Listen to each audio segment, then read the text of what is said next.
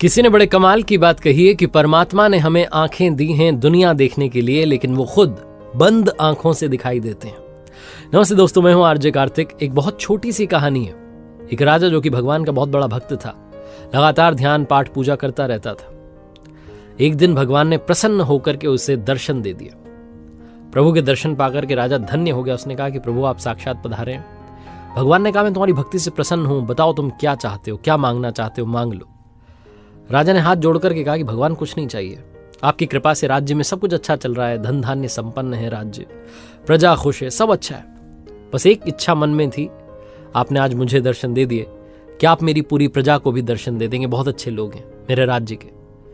भगवान मुस्कुराए, उन्होंने कहा कि नहीं, ये हो नहीं सकता है। राजा ने हाथ जोड़ करके गिड़गिड़ा करके कहा कि अब आप आ ही गए हैं तो मेरी इस इच्छा को पूर्ण कर दीजिए। मैं चाहता हूं कि प्रजा में जितने लोग हैं सब आपके दर्शन करें। वो जिद पर अड़ गया राजा।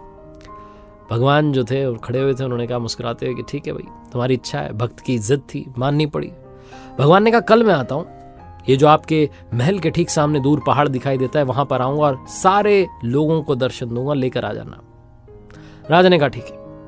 भगवान ये कहकर के अंतर ध्यान हो गए। राजा ने मंत्री को बुलाया, ढिंडोरा पिटवा दिया, राज्य में घर घर जाकर के बता दिया कि कल सुबह सबको आना है और राजा साहब के साथ चलना है भगवान के दर्शन करने के लिए। सारी जनता इकट्ठी हो गई, सब लोग जाने लगे। भीड़ थी, लंबी लाइन। महल से थोड़ा सा आगे निकले तो देखते हैं कि रास्ते में तांबे के सिक्कों का ढेर लगा हुआ है। उस पब्लिक ने जब ये देखा कि तांबे के सिक्कों का ढेर लगा हुआ है, आधे लोग भगे उस सिक्के के ढेर की तरफ, कुछ फटाफट से उठा लेते हैं जितने मिल जाए। राजा बहुत ज्ञानी था, वो समझ गया कि खेल है। उसने कहा लोगों से कि मत जाओ, भगवान के दर्शन करने चल रहे हैं, कहां इन मोह माया में फंस रहे हो। 50% पब्लिक गायब हो गई।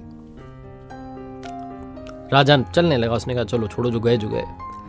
पीछे पलट के देखता तो उसे लगा कि अभी भी आधी जो जनता है मेरे साथ है, मेरे राज्य में पाठ पूजा करने वाले लोग हैं, अच्छे लोग हैं, इन्हें दर्शन मिल जाएंगे, कोई बात नहीं। थोड़ा आगे चले तो चांदी के सिक्कों का ढेर दिखाई दिया। अब की बार फिर से जो 40% पब्लिक थी वो भग गई। चांदी के सिक्के इकट्ठे करने लगे, लोग भर भर के ले जाने लगे। राजा ने कहा अरे क्या कर रहे हो, भगवान बार बार दर्शन नहीं देंगे। लोगों ने कहा वो ठीक है, लेकिन ये चांदी का सिक्कों का ढेर भी बार बार नहीं दिखेगा। आधे लोग वहां भी गायब हो गए।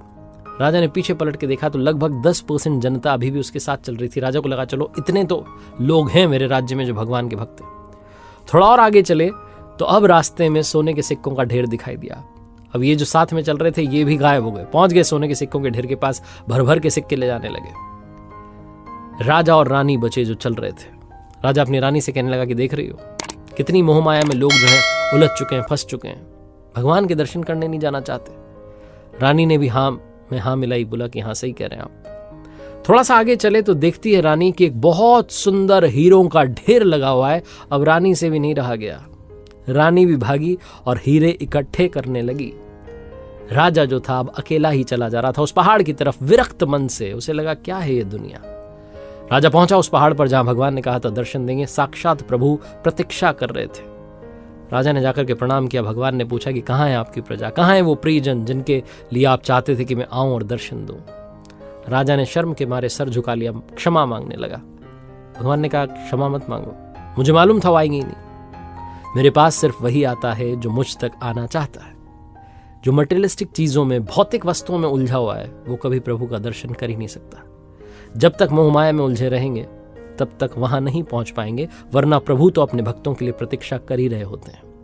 एक बार फिर से वही बात जो अक्सर आपसे कहता हूं, कर दिखाओ कुछ ऐसा कि दुनिया करना चाहे आपके जैसा।